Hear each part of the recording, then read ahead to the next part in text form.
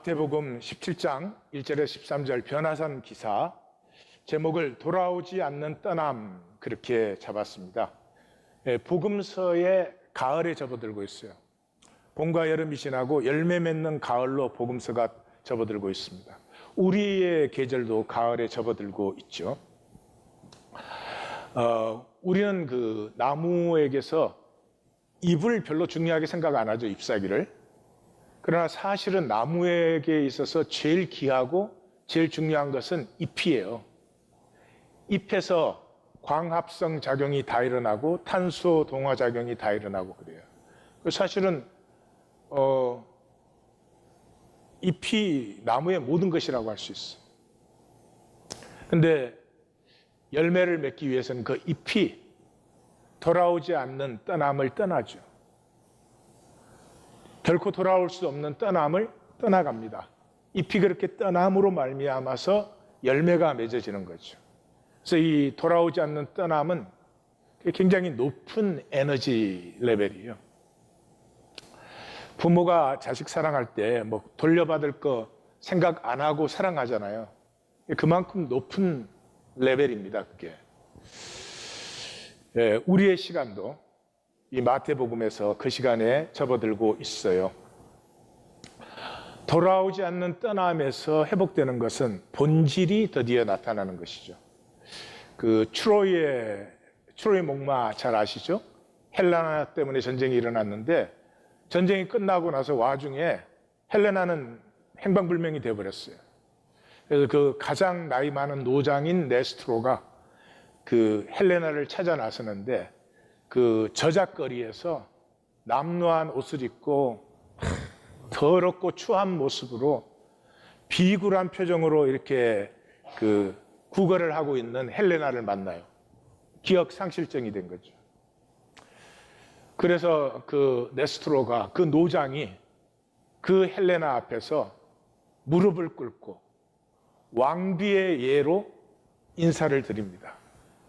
그 순간에 헬레나의 표정이 달라지고 자세가 달라지고 위험이 나타나기 시작하면서 자기가 여왕이라는 사실을 깨닫게 되죠. 마치 그런 시간입니다. 우리의 본질을 알고 만나게 되면은 그냥 살게 되어 있어요. 본질을 만나고 나서도 에고로 살 사람은 없습니다. 또 그 말은 본질을 못 만나면 몸부림을 치고 난리를 쳐도 에고로 안 살 수도 없는 것이죠. 이 본래의 나로 깨어나는 것을 거듭남이라고 성경은 얘기합니다. 거듭나면 한 가지 분명한 것이 있습니다. 내가 왜 그렇게 살았지? 거짓말 같아요. 분명히 내가 산 것인데 거짓말 같아요. 그렇게 살았을 리가 없지. 그건 아닌 것 같아요. 그러면 거듭난 것입니다. 왜냐 그러면 그 허상의 현상이 너무나 터무니가 없기 때문에. 오늘 본문이 보여주는 생명의 본질은 빛이죠. 빛. 빛은 현상, 이 모든 현상 중에 가장 높은 에너지 레벨이 빛입니다.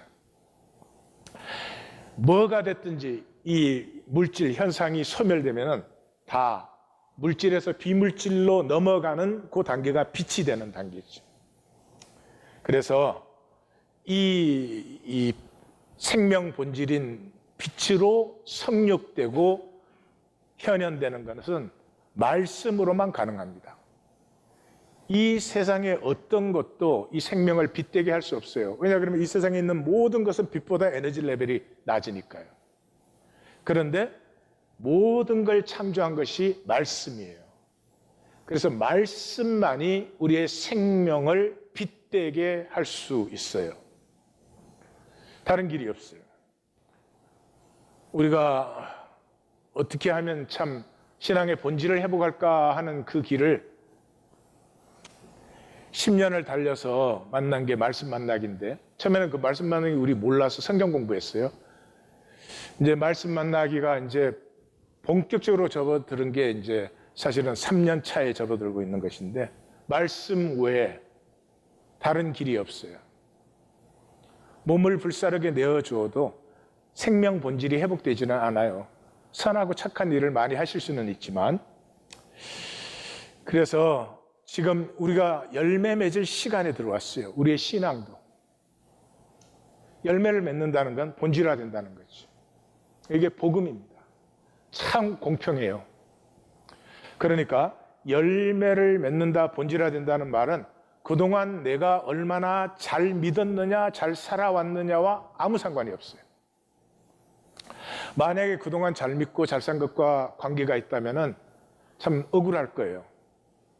나는 부모를 잘못 만나서 환경이 안 좋아서 등등등 내가 제대로 살아볼 기회가 없었을 수 있잖아요. 근데 그것에 의해서 결정된다면 정말 불공평한 것이죠. 근데 그것이 아니에요. 현상의 모습은 어떻게 살아왔든지 그 삶은 잘 살았든 못 살았든 우리로 성찰하게 합니다. 왜냐 그러면 본질로 사는 것이 아니기 때문에. 그래서 당자가 자신을 성찰하게 되었을 때 그 아들로서의 본질이 회복되죠. 오히려 그 큰아들이, 그동안에 자기의 성취에 사로잡혀 있는 큰아들은 끝끝내 그 본질 회복이 안 되는 것이죠. 우리의 진정한 소망, 이 육체로 와서 잠깐 있는 동안, 잠깐입니다. 잠깐 있는 동안의 소망은 참나를 피우고 싶은 거예요. 참나. 참나를 이 동양적으로 표현하면 대아입니다. 큰 나예요. 인간의 본질 속에는 깊고 넓고 크고 싶은 째째한 것을 자랑스럽게 생각하는 사람은 아무도 없어요. 그런데 사탄의 거짓에 속아서, 사탄의 거짓에 속아면 에고가 내 주인인 줄 알아요. 그냥 에고가 시키는 대로 울었다, 웃었다, 화냈다, 아주 난리예요. 봐주기가 좀 민망스럽습니다. 에고의 종노릇을 하면 아주 좁쌀만해집니다. 소화. 겉으로 아닌 척하지만 째째하죠. 그래서 스스로 자기가 자기를 배반한 삶을 살죠. 천국에 도착하면은 그냥 딱 만나는 게 뭐예요? 우주 전체가 하나예요, 하나. 하나라는 말은 뭐예요? 모든 것이 통하고 나누는 것이에요. 모든 필요하면 그냥 누리면 돼요. 모든 게 하나예요. 모든 게 하나라면 내 마음이 활짝 열리죠. 필요하면 쓰는 것이고 필요한 것이라면 기꺼이 나누게 되고 코이노니아가 이루어집니다. 근데 이 현상 세계에서는 그걸 거꾸로 살아요. 각가지 내 것 지킨다는 거죠. 뭐를 지키고 얼마나 지키고 눈 깜짝하는 게 사람의 일생인데. 그래서 부부로 만나도 그렇잖아요. 부부로 만난 이유가 서로 사랑해서 행복하자고 만난 거잖아요. 그 다른 이유가 없잖아요. 근데 왜 부부만 되면 왼수로 사는지. 너의 잘못은 끝까지 지적해야 되고 너의 잘못은 끝까지 고쳐야 되고 사람이 다 부족하고 완전할 수가 없는데 온 세상이 이 부족한 걸 얼마나 정죄해요. 그러니 부부만이라도 품어주고 위로하고 그러면 좋을 텐데 거꾸로 살지. 모든 것에 거꾸로 살지. 16장은 이걸 잘 보여주고 있죠. 16장 정리를 좀 하면 첫 번째 본문에서 우리는 하늘, 본질계를 상실했어요. 현상밖에 모르니까 하늘이 확대된 현상이 하늘인 줄 알아요. 볼로 떡을 만들고 천사가 수종 들고 만국의 영광을 가지고 그럼 그게 하늘인 줄 알아요. 만화도 땅은 땅이에요. 그래서 하나님, 구원, 영생, 부활, 심판, 영광 제가 피가 터지도록 말씀을 전한다고 해도 소용없습니다. 그건 개념뿐입니다. 개념. 개념의 주인은 나예요. 그래서 내가 다 필터링을 하기 때문에 능력이 능력으로 오지 못하는 것이죠. 두 번째는 우리는 고백을 상실했어요. 고백은 이제 관계를 가꾸어서 관계가 무르익었을 때 고백이 피어나는 거잖아요. 근데 관계 가꾸는 능력이 상실되었어요. 다시 말해서 진실의 교통이 없어요. 다 거짓이에요. 떡과 잔 하는 이유가 뭐예요? 우리 절대 진실 못 나눕니다. 근데 말씀이 내게 부딪힌 아픔, 진실은 아픔이거든요. 말씀이 부딪힌 아픔은 나눌 수가 있어요. 그것도 심각한 건 안 돼요. 그냥 아무것도 아닌 것 나눌 수가 있어요. 그게 열리는 게 어마어마한 겁니다. 기억하십시오. 거짓은 복될 수 없습니다. 세상에 속은 우리의 문제가 뭐예요? 거짓이 복되다고 생각해요. 거짓이 편하죠. 거짓은 슬쩍 넘어갈 수 있죠. 그러나 거짓은 절대로 복될 수가 없습니다. 사탄의 것이니까요. 예수님은 경고를 참 많이 하셨습니다. 도둑이 온 것은 도둑질하고, 뭘 도둑? 우리의 유업을. 우리가 다스림의 위임을 받은 사람들인데 종로로 시켜요. 죽이고 멸망시키려는 것뿐이요. 한 달란트. 두려워하여 묻어두고 지켰습니다. 우주와도 나눌 수 있는 내 생명을 좁쌀 하나로 만드는 거죠. 구원은 그래서 존재 회복이에요. 베드로가 회복되는 것이죠. 존재라고 하는 것은 이 본질이에요. 본질. 나의 생명 본질을 얘기하죠. 본질은 코이노니에 만유와 통하게 되어 있어요. 도토리가 땅에 떨어져서 거대한 상수리 나무로 자라는데 도토리가 무슨 뭐 자기에게 필요한 양분 찾으러 댕겨요? 아니에요. 그냥 그 도토리 자체가 도토리잖아요. 사람이 아니니까 선택이 없지. 그냥 본질 자체니까 만유와 자기를 그냥 나누는 거죠. 그래서 자기는 상수리 나무로 자라는 것이고 자기를 통해서 이 땅과 하늘이 받아야 될 것은 또 받고 이렇게 됐죠. 한국에 이번에 장마에 비가 많이 왔죠. 헤럴드 경제라고 하는 그 신문이 있습니다. 이 한국에서 월스트리트 저널 같은 건데요. 경제와 문화 두 가지 다루는 그런 신문인데 모바일에서는 1위입니다. 1위. 지난 목요일 8월 13일 보도예요. 지난 8월 11일 경기도 이천시에서 율면 오성리 마을회관 옆에서 복구 작업을 하던 중에 있었던 일입니다. 무너져 내려앉은 창고 잔해 옆에서 한 마리의 어미개가 슬피 울며 땅을 파고 있었습니다. 주민들이 그 땅을 파내었더니 그곳에 1, 2개월 된 강아지 2마리가 있었습니다. 강아지 2마리를 구조한 마을 주민들이 동물보호센터로 어미개와 강아지를 보내려고 자동차 시동을 걸었는데 기어 조작이 안 되었습니다. 어미개는 아직도 슬피 울면서 그 자리를 떠나지 않으려고 몸부림을 쳤습니다. 자동차에서 내려서 주민들이 다시금 어미개가 땅을 파던 자리로 가서 흙을 거두어내었더니 새끼 강아지를 발견한 곳에서 3m 떨어진 곳에서 1, 2개월 된 강아지 2마리가 산채로 발견되었습니다. 새끼를 살리겠다고 슬피 부르짖는 어미개 모성애가 주민들에게 감동이 되어 4마리의 새끼의 생명을 찾은 것입니다. 개가 사람을 움직입니다. 이게 존재의 지혜와 능력입니다. 이 본성이에요. 어미개는 묻힌 강아지가 살아있는 걸 알아요. 어떻게? 그냥 알아요. 존재는 그냥 알아요. 2마리만 구출해서 차를 출발하려고 하는데 기어가 들어가질 않아요. 근데 4마리를 다 구하니까 기어가 딱 들어가요. 존재의 능력이에요. 이 존재를 모르고 에고로 힘쓰고 애쓰고 머리 돌리고 괴로움만 더하지 생명의 능력과 권세와 평강을 어떻게 누릴 수가 있겠어요? 세 번째 본문이 참나의 회복입니다. 참나는 내가 사탄이기 때문에 회복이 돼야 되는 것입니다. 내가 사탄이 아니면 뭐 회복될 필요는 없죠. 돌이킬 필요 없죠.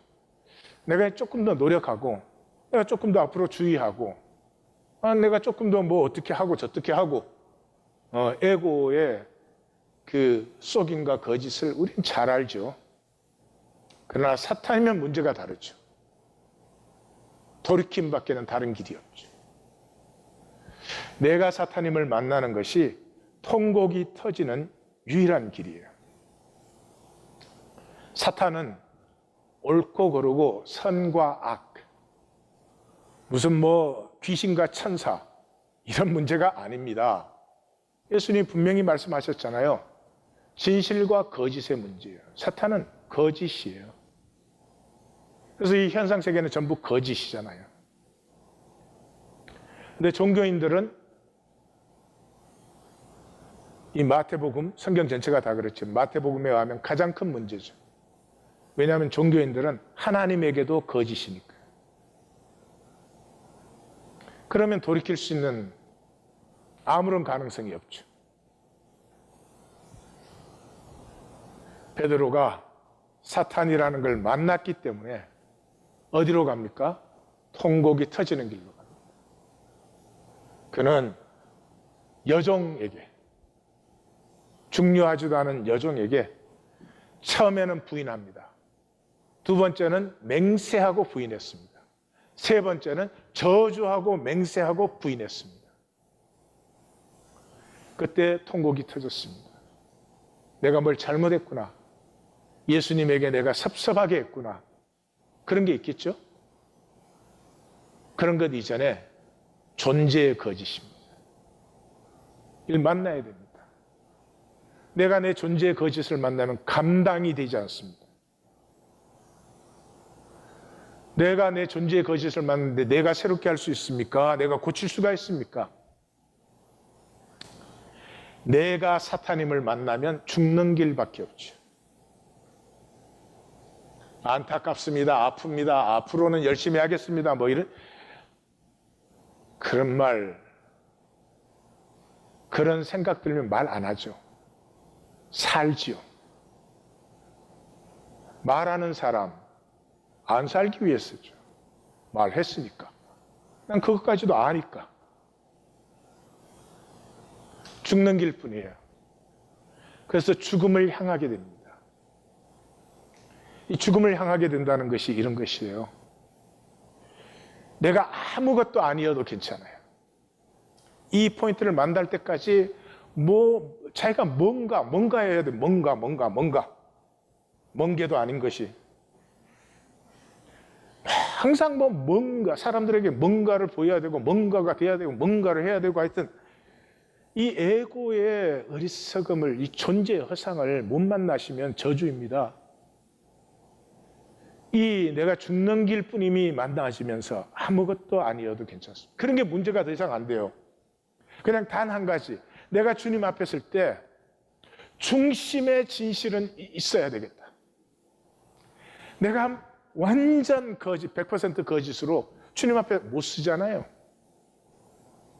겨자씨만한 진실이라도 내 안에 가꾸어져야 되겠다. 이게 열려요. 이게 열리면서부터 뭐가 됐네, 가졌네, 어쨌네, 저쨌네 그런 에고의 그 미치광이 같은 게 사라져 버립니다. 그때 에고가 다스려지기 시작해요.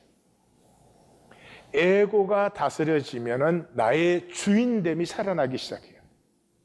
에고 뭐 그건 뭐 이루고 세우고 뭐 갖고 보이고 뭐 이런 거 그런 그 허상이 사라지고요. 주인 의식이 생긴다는 것은 모두가 복되기를 원해요. 다른 사람이 안 됐다 소리 들으면 굉장히 기쁨이 충만한 게 아니고 안타까워요. 다른 사람이 잘 됐다 소리 들으면 기뻐요. 모두가 복되었으면 좋겠어요.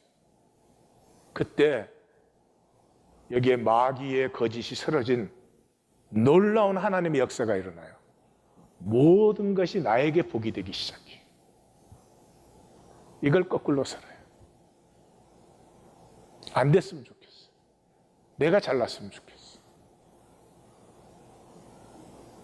거식 속에 뭐가 담기겠어요? 하나님은 우주를 우리에게 품게 하셨는데 좁쌀보다 작아지는 거죠. 이 종교이고는 세상을 바라고 세상을 살면서 거듭났다. 그래요. 이제는 철이 지났어요. 봄, 여름에는 그것도 필요했어요. 가을에는 아니에요. 마태는 아주 잘 보여주고 있죠. 에고는 절대로 돌이키지 않습니다. 에고는 돌이키면 없어지잖아요. 그래서 이사야 선지자의 글을 이용해서 이는 눈으로 보고 귀로 듣고 마음으로 깨달아 돌이켜 고침을 받을까 두려워해요. 제가 말씀을 전해야 에고는 자기가 필터링을 다 합니다. 자기가 필터링 하는 것도 생각 못하죠. 무의식적으로 다 해버립니다. 그래서 능력이 될 말은 다 걸러내버립니다. 에고에 합당한 것만 남겨요. 그게 뭐가 되겠어요? 지식이 되죠. 하나 능력이 없는. 행복은 고난을 뚫고라도 가치를 창조하는 그때 나의 가치를 누리는 것이죠. 편안하고 기분 좋은 거 아니에요. 윤동주 시인은 참 어린 나이로 죽었죠. 젊은 게 아니죠. 근데 그때는 영성들이 맑았던 것 같아요. 지금은 종교화가 짙어져 가지고 당연히 알아야 될 것들을 몰라요. 그 십자가라는 시를 보면 이렇게 되어 있어요. 괴로웠던 사나이 행복한 예수 그리스도. 그렇게 되어 있어요. 예수님은 사나이로는 괴로웠어요. 사람으로는 굉장히 괴로운 삶을 살았어요. 근데 메시아로서는 행복한 삶을 살았어요.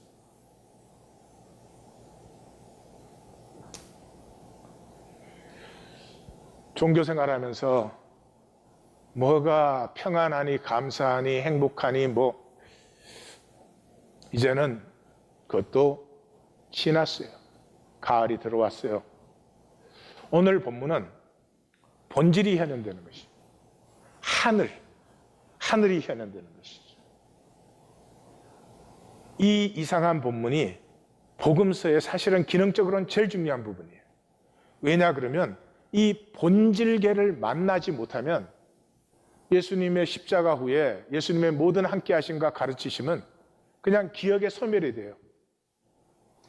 이 실제와의 만남 때문에 예수님의 모든 말씀이, 예수님의 모든 행동이, 예수님의 모든 함께 하셨던 것이 이제 실제가 되어서 피어나기 시작하죠. 이 본질계를 만나지 못하면 천국 영생은 이론도 안 되죠. 이론도. 오늘 기독교에 있는 사람 중에 천국과 영생을 정말로 믿는 사람이 믿는다 그러는 사람 중에도 실제로는 얼마 안 될 거예요. 왜냐하면 진실로 믿으면 어마어마한 능력이에요. 천국과 영생을 믿으면 이 현상 세계가 어떻게 종노릇을 시켜요? 이 본문에서 가장 중요한 부분은 테오파니가 아니다. 테오파니라는 건 이제 하나님이 현현하는, 구약에서 이렇게 그 시내산에 하나님이 현현하는 그런 본문이 아니다. 이게 생명의 본질이 빛인데, 빛이 이제 가장 높은 에너지 레벨이니까 그것을 보여주는 것이다 하는 것이에요. 그래서 이제 하나님 현현 기사가 아니다 하는 것은 이미 예수님이 13장 43절에서 하나님의 자녀 의인들은 해같이 빛난다 이미 말씀하셨죠. 그리고 예수님이 완전 수동적이에요. 아무것도 말씀하지 않으셨고 아무것도 하지도 않으셨어요. 이제 하나님이 현현에서 제자들이 두려움에 사로잡혔을 때 그들에게 손을 대시고 말씀하셨지만 이 현현, 이 본질 현현 자체에서 예수님은 완전히 수동적이에요. 이게 예수님이 하나님으로서의 신성의 현현이라면 굉장히 중요한 행동이나 굉장히 중요한 말씀이 나타나죠. 그 다음에 제자들의 반응이 두렵고 떨림이 아니었어요. 예. 그리고 만약에 이게 예수님의 신성의 현현이라면 예수님은 새끼신이에요. 새끼신. 세마이 가시대요. 왜냐 그러면 더 큰 신이 딱 나타나서 얘도 신이다 이렇게 해준 거니까. 예, 그런 게 아니죠. 신비 체험도 아니고 환상 기사도 아니에요. 네 명이 공통적으로 체험했기 때문에 내적 환각일 수가 없어요. 제일 중요한 것은 이 기록이 역사 기록적 구성으로 돼 있다는 거죠. 저는 이 씨름하다 이게 열리면서 이제 본문 전체가 다 열리는 거예요. 누가 언제 어디서 무엇을 왜 어떻게가 정확하게 나타나고 있어요. 그러니까 마태는 이 시간과 공간 속에 이 나타나지 않는 숨겨져 있는 본질 세계의 말하는 영광을 본 모습을 예수님께서 제자들에게 보이셨다. 우리도 이것을 입을 자들이다. 뭐 이런 것을 이제 마태는 우리에게 강조하는 것이죠. 그래서 우리 생명의 본질이 비치고 해같이 빛난다 하는 것은 뭐 신약 구약에 다 공이 나오는 것입니다. 자, 우리가 육체로 살지 않아요? 이 현상계에서는 육체를 벗으면 몸이 됩니다. 모두가 하나님을 믿었든지 안 믿었든지 몸이 돼요. 근데 그 몸이 거짓이 될 수도 있고 진실이 될 수도 있어요. 진실은 우리에게는 없는 것이니까 말씀에서만 나오는 거죠. 그래서 말씀이 성육된 몸이 되면은 이게 뭐 싹 하나가 튀어나와도 이 몸은 영원토록 자라면서 빛을, 생명을 발현하는 자기 전체를 우주와 나누고 우주보다 더 크겠죠. 하나님 나라는 우주 전체도 자기와 함께 나누는 이런 대아를 살게 되죠. 그렇지만 거짓에 사로잡혀서 산 사람, 우리 거짓 뭐예요? 숨기죠. 가리죠. 예? 그 사람은 가리고 막았으니 어둠이죠. 그리고 그 중심은 뭐가 있었어요? 나만 잘 되었으면 좋겠어. 내 욕심 채우고 싶은 거죠. 블랙홀이 되는 거죠. 그래서 예수님께서 20장에서 제자들을 마감할 때 인자가 온 것은 섬김을 받으려 함이 아니라 도리어 섬기려 하고 자기 목숨을 많은 사람의 대속물로 주려 함이라. 우리 번역 자체도 이건 종교적으로 된 것이지만 이거 종교적으로 또 해석을 해가지고 그냥 생명이라고 하는 것은 우주 전체가 나누어지는 것이야. 너희가 나를 메시아라고 부르니? 그래, 메시아라면 내 생명은 모든 생명과 나누어진다 하는 것을 얘기해요. 그래서 예수 믿으니까 나는 절대로 안 나누어져. 그럴 수가 없겠죠. 이 본질의 그 현현의 자리에 세 제자만 데리고 갔어요. 요 세 제자를 데리고 간 것이 세 군데죠. 이 변화산과 그다음에 야이로의 딸이 죽었다가 살아나는 것과 그다음에 겟세마네예요. 그런데 한 군데가 더 있어요. 성전을 마주 대하여 앉으셨다. 우리 하나님 교회는 이것의 중요성을 알죠. 이 솔로몬이 아비아다를 숙정하면서부터 실개울이 되어서 세례요한의 공동체까지 내려오고 세례요한의 공동체에서 예수를 통해서 다시 실개울로 흐르는 이 말씀, 선지자의 물결이 드디어 성전과 성전의 멸망을 눈앞에 두고 딱 마주대하는 이 자리에 세 제자를 데리고 갔는데 여기에는 안드레도 데리고 갔어요. 12제자의 그 리스트가 4군데 나옵니다. 성경에. 4군데 나오는데 순서가 제멋대로라고 다들 생각을 해요. 천만에 아닙니다. 순서가 제멋대로인데 첫 번째, 5번째, 9번째는 공이 네 본문이 다 똑같아요. 그 말은 뭐예요? 예수님께서 세 개의 소그룹으로, 제일 가운데 베드로가 순장이에요. 그리고 요한, 야고보, 안드로가 있었고, 그 다음이 빌립이 순장이에요. 그래서 다섯 번째는 항상 빌립이에요. 바들로메, 도마, 마태가 나오고, 그 다음에 세 번째 이 서클에서, 그러니까 예수님은 첫 번째 서클을 뭐 우리식으로 얘기하면 인도하셨어요. 이 첫 번째 서클이 두 번째 서클을 인도해요. 함께 하는 거예요. 함께. 그 다음에 두 번째 서클이 세 번째 서클과 함께 해요. 그래서 세 번째 서클에 갔을 때는 가룟 유다가 나와요. 이 안드레가 이 성전을 마주 대하여 앉았을 때는 같이 있었거든요. 재밌는 사람이에요.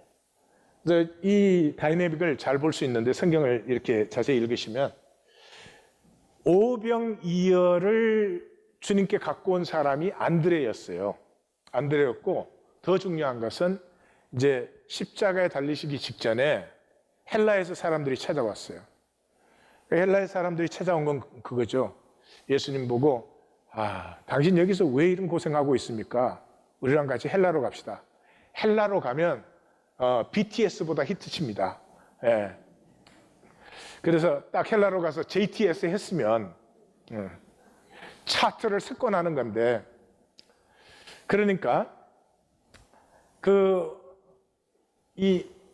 그러니까 이 예수님의 베드로와 야고보와 요한과 안드레 서클은 완전히 예수님의 십자가 사역, 그 영성 사역에만 집중을 했습니다. 그리고 이 제자들과 따르는 사람들을 관리하는 것은 그 두 번째 서클의 사람들이 관리를 했습니다. 그리고 세 번째 서클이 재정이라든지 뭐 물건 실제적으로 준비하고 이런 거 한 것 같아요. 그래서 그 사람들이 빌립에게 말을 했습니다. 그러니까 빌립이 그러면 예수님한테 말하면 되잖아요. 제자인데. 그렇게 안 됐어요.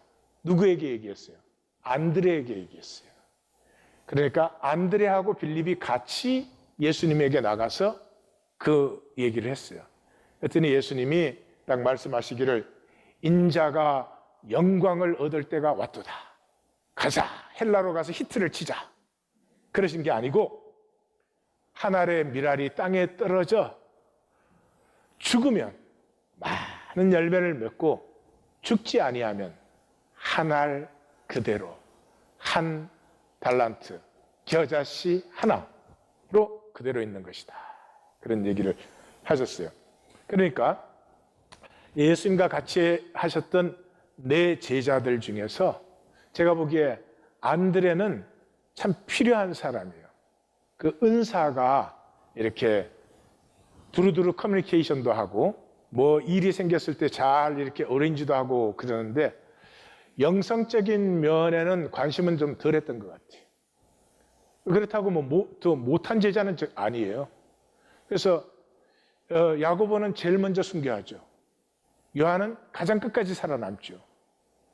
베드로는 덜렁덜렁 하다가 통곡 터져가지고 히트를 친 사나이.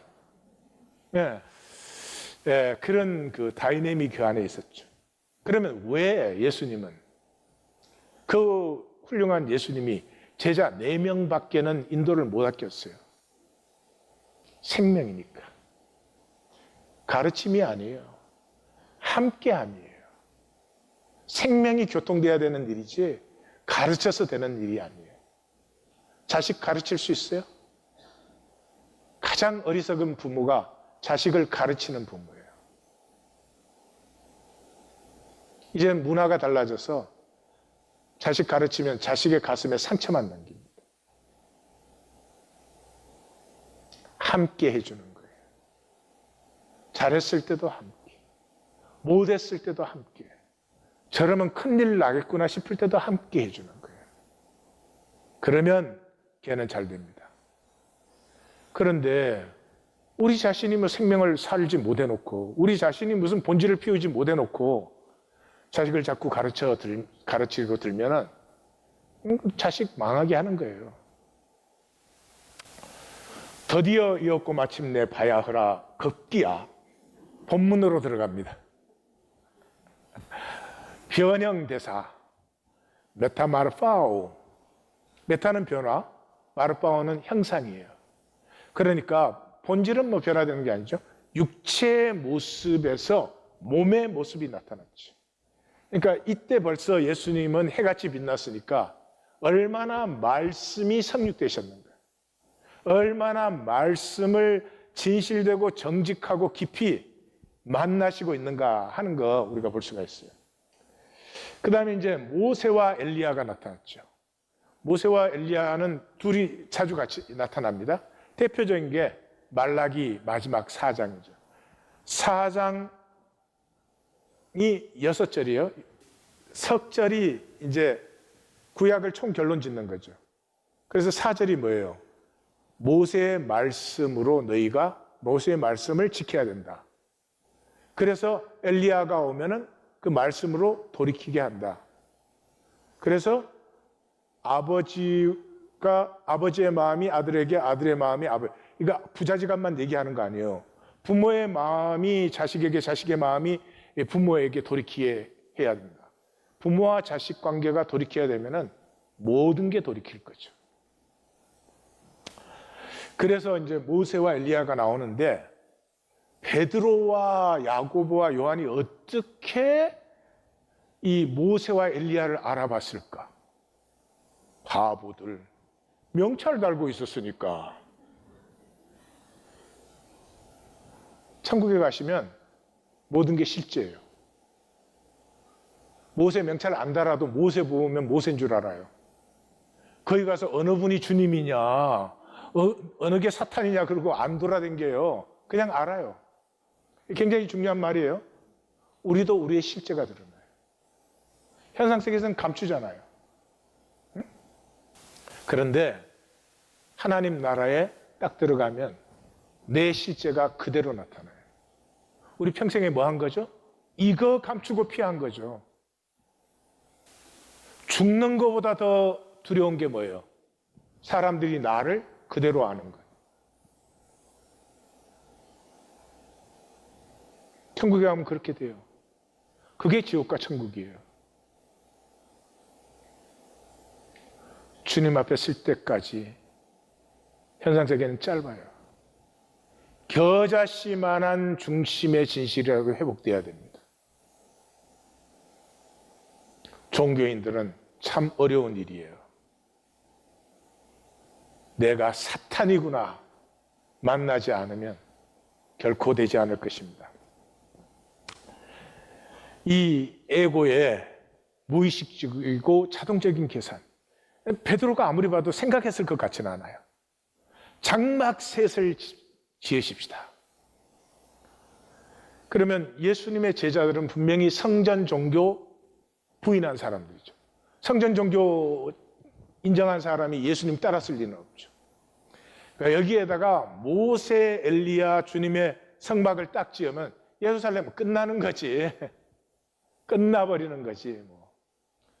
그냥 끝나기만 하겠어요? 또 베드로가 또 얼마나 또 이렇게 주님 오른쪽에서 또 야고보, 요한이 왼쪽에서 뭐 이게 얼마나 신나겠어요? 이것이 에고예요. 분명히 에고 돌리는 이유가 나를 이익되게 하려고. 그렇게 보여요. 생각돼요. 이렇게 하는 것이 나에게 이익이라고. 평생을 손해보게 해요. 본질을, 보화를, 생명을 잃어버리게 만들고 내가 썩을 때 다 없어지는 거, 그거 쌓아놓게 만드는 거죠. 그래서 에고가 말할 때 하나님이 이렇게 그냥 참을성 없이 그냥 중간에 개입하는 건 성경에 그렇게 흔하지 않습니다. 강한 중단과 개입이 일어나죠. 빛난 구름 속에서 소리가 나면서. 그래서 내 영성이 자라고 있나 자라고 있지 않나 하는 것을 보시려면 에고의 브레이크가 걸리는가, 그걸 보시면 돼요. 에고의 브레이크가 걸리고 있으면 영성이 자라고 있어요. 전에는 뭐 다른 사람 정죄 판단해도 브레이크는 그냥 거기에서부터 소설이 써지기 시작하죠. 근데 이제는 이렇게 다른 사람 조금 판단하는 생각만 들어와도 탁 브레이크가 걸리죠. 내 이익이고 욕심되는 생각이 이렇게 딱 떠오르다가도 이게 탁 브레이크가 걸리죠. 그것은 영성이 자라고 있다는 증거예요. 그 하나님의 현현이 나타나니까 그냥 제자들 전체가 심히 두려워하죠. 그래서 예수님께서 손을 대시며 두려워 말라. 왜요? 성령이 오시기 전이니까요. 하나님의 신성 앞에 우리는 새까맣게 타버립니다. 다니엘이 내 몸이 썩은 것 같았다 그랬어요. 그럼 우리는 뭐 어떻게 했어요? 그런 우리가 하나님의 말씀을 만날 수 있어요. 왜냐 그러면 성령님이 오셨기 때문에. 예수님이, 보혜사이신 예수님이 죽으시고 부활하시고 그리고 또 다른 보혜사 성령님을 주셨기 때문에 우리가 말씀을 만날 수 있어요. 어마어마한 권리를, 자녀가 아니면, 유업자가 아니면 안 되는 권리를 우리에게 허락하셨는데 이 말씀을 안 만나요. 부담스럽고 아프잖아요. 말씀은 가장 높은 에너지 레벨이잖아요. 사람도 나보다 나으면 만나는 게 부담스러워요. 만만한 사람 만나고 말씀을 만날 수 있다는 게 어마어마한 권리입니다. 근데 그거를 무슨 교회 프로그램으로, 그게 시간 1분도 제대로 안 줘. 그냥 슬슬 훑어보면서. 안타깝죠. 왜요? 본질의 능력과 귀함을 모르기 때문에 그래요. 보물을 모르기 때문에 그래요. 보물을 알면은 귀하게 취급하죠. 아무에게도 이르지 말라 그랬죠. 실제는 만남뿐이에요. 실제는 이해가 되지도 않지만, 이해할 수도 없지만 이해해서도 안 돼요. 창세기 3장에서 사람이 이렇게 타락하고 나서 하나님께서 생명나무 들어가는 그 길에 그룹과 천사와 불칼을 두어서 지키죠. 만나면 안 되니까. 생명나무가 뭐예요? 말씀이에요. 죄진 육체에 말씀이 임하면 죽어요. 말씀이 혼과 영과 관절과 골수를 찔러 쪼개잖아요. 혼과 영과 관절과 골수를 찔러 쪼갠다는 것은 내 이 갈비뼈를 가르고 찬자를 찢는 것보다 더한 아픔입니다. 그래서 말씀을 만나지 않고 에고로 자꾸 하는 거예요. 그런 우리가 말씀을 만나서 살게 되는 것이 성령님의 역사인데, 성령님을 우리에게 주셨는데도 이 에고로 참 에고와 이 종교의 문제는 참 그러네요. 제자들이 그러니까 지금 그 말씀은 이제 주님이 메시아라는 말씀이 분명한데, 그럼 왜 엘리야가 왔다 가버립니까? 모두가 그러지 않아요? 메시아가 오기 전에 엘리야가 먼저 온다고 했는데 왜 엘리야 가버렸는데 어떻게 되는 겁니까? 그러니까 예수님이 엘리야가 왔고 돌이킴의 역사는 그때부터 지금 계속되고 있지. 근데 물론 돌이키지 않는 사람들이 있죠. 종교인들이죠. 그래서 세례 요한도 주님도 두 분 다 종교에 의해서 죽게 되죠. 제자들이 비로소 세례 요한이 엘리야구나 하는 걸 깨닫죠. 마태복음에서 가장 마태가 강조점을 두고 쓰는 단어가 이 깨닫는다는 단어예요. 순니에미. 순니에미. 이제 안 잊어먹겠죠? 순니에미. 그래서 아까 이사야 선지자의 글을 인용할 때 어떻게 했어요?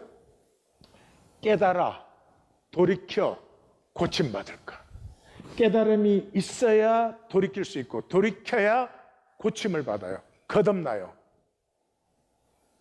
그런데 깨닫는 것을 피한다. 눈으로 보는 것도 귀로 듣는 것도 피한다. 왜? 고침받으면 내가 이때까지 살았던 삶 버려야 되잖아요. 하나님 버리라고 안 그래요. 근데 에고는 그렇게 속여요. 어떻게 살아란 말이야? 그러면 이때 더 잘 살지 뭘 어떻게 살아? 자, 그것이 오늘 본문이고 몸에 대해서 조금 더 정리를 합시다. 우리 하나님 교회는 보이는 육체, 보이지 않는 육체를 몸이라고 한다. 그래서 자전거 타기 배우면 자전거 타는 몸이 생기고 수영 배우면 수영하는 몸이 생기고 아마 골프 치는 분들은 골프 몸이 있을 거예요. 그래서 언제 쳐도 이렇게 될 거예요. 그 육체가 뭐예요? 정보체계예요. 육체가 뭐예요? 정보체계예요. 내가 신경 안 써도 숨을 쉬게 돼 있어요. 숨을 쉬는 정보체계가 내 DNA에 들어있기 때문에 그래요. 밥 먹으면 위장이 소화를 시켜요. 그런 정보체계가 거기 들어있기 때문에. 그래서 죽게 되면, 육체를 벗게 되면은 이 육체에 있는 육체를 통한 정보는 단백질이 썩을 때, 단백질이 정보 전달 물질이에요. 뇌든 몸이든 그 단백질이 썩을 때 다 썩어 없어져요. 그러니까 흙으로 돌아가는 거죠. 그런데 비물질 정보가 남아요. 내가 육체가 아닌 그냥 의식하는 것들이 있죠. 정신으로 의식하는 것들이 있죠. 그 비물질 정보가 나예요. 그래서 육체는 엔트로피예요. 육체는 반드시 살아갈수록 노화되고 약화되고 해체되게 되어 있어요.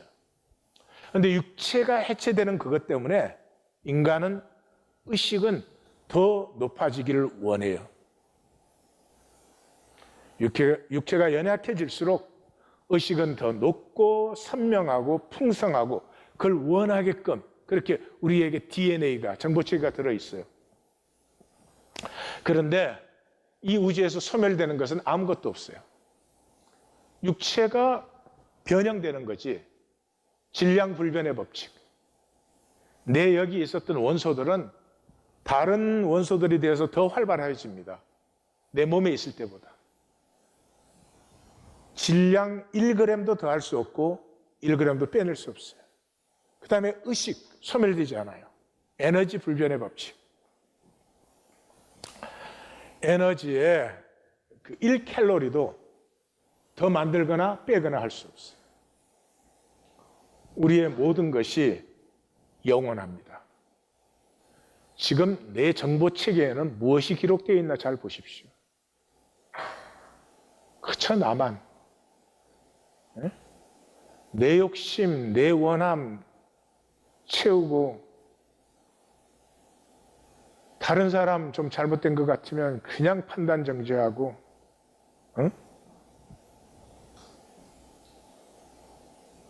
그거는 어둠이죠. 모두가 복되었으면 좋겠다. 복되지 않은 안타까운 마음. 사탄의 거짓에 속으면 오로지 육체는 편안해야 되고 죽음은 불안이고 이게 세상을 돌아가게 하는 핵심이에요. 요거에 딱 걸리면 사탄이 왕노릇해요. 사탄이 왕노릇 한다는 말은 내가 에고의 총노릇을 해요. 이런 세상이. 에고의 종노릇을 하는 거죠. 그러므로 모든 경험을 경험하십시오. 에고는 내게 좋은 것만 경험하려고 해요. 그래서 아무것도 경험을 못해요. 모든 경험을 경험하십시오. 내게 오는 것은 좀 아파도 그대로 받아들이시면 돼요. 네. 심지어 거짓되게 받아들이더라도 저 사람이 나쁜 사람이야 그렇게 느낄 때 그 사람이 나쁜 사람이 아니고 내가 그렇게 느끼는 것이더라도 아 내가 그렇게 느끼는구나 하고 받아들이시면 돼요. 그래서 모든 것을 받아들이기 시작하면 합력하여 선을 이루어요.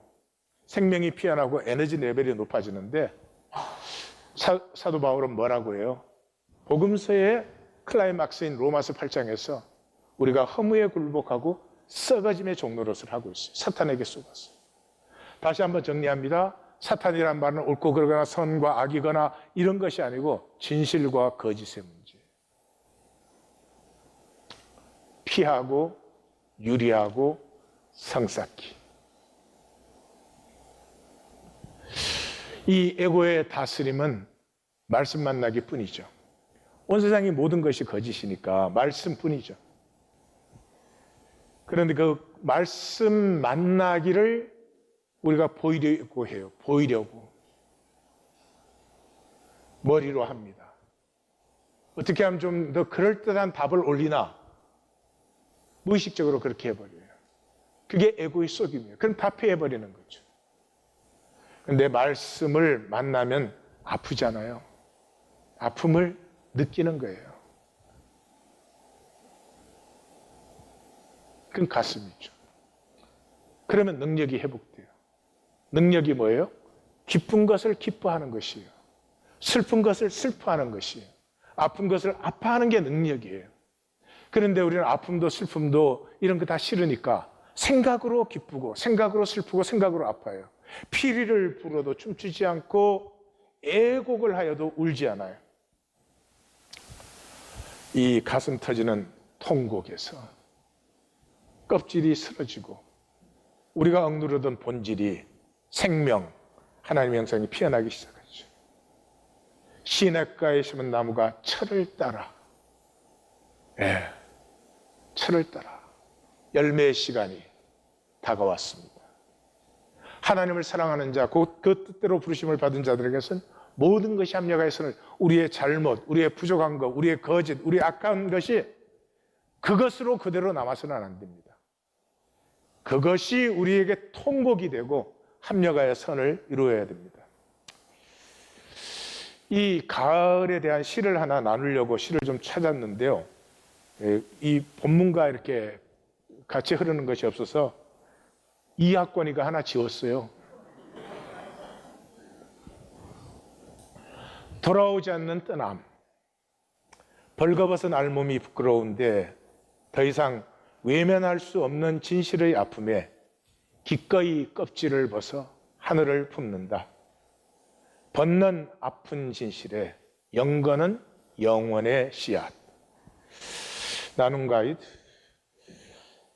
하나님 나라에 대하여 박사가 되어도 내 삶의 능력이 되지는 않습니다. 그 실제를 가슴으로 느끼기까지는.